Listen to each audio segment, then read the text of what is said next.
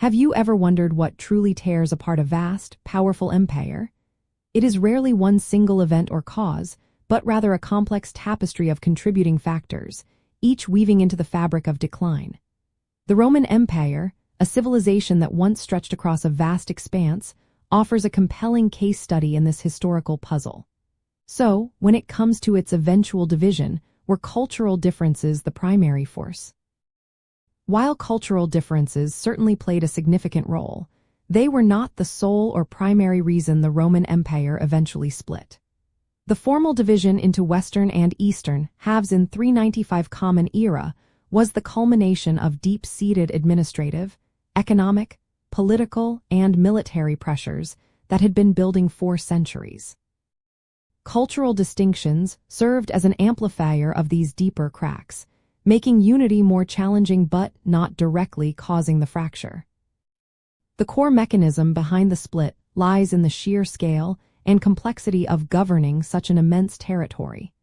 The empire grew too large for a single ruler or administrative center to effectively manage, especially with constant external threats and internal power struggles.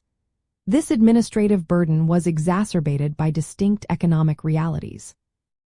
The East was generally wealthier and more urbanized, with established trade routes and a robust cash economy, while the West was more agrarian, prone to barbarian incursions, and relied heavily on a less flexible land-based economy. These fundamental differences in administration and wealth created a natural gravitational pull for separate governance. Understanding this helps us appreciate the choices made by Roman emperors over time.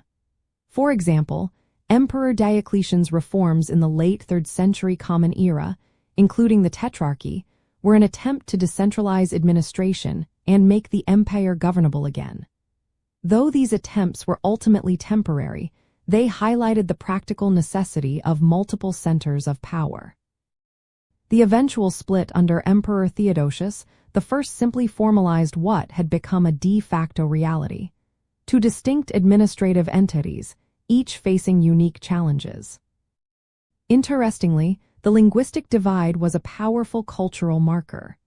Latin remained the dominant language in the West, the language of law and the military, while Greek dominated the East, especially in commerce and philosophy. This linguistic separation fostered distinct intellectual traditions and a sense of shared identity within each half.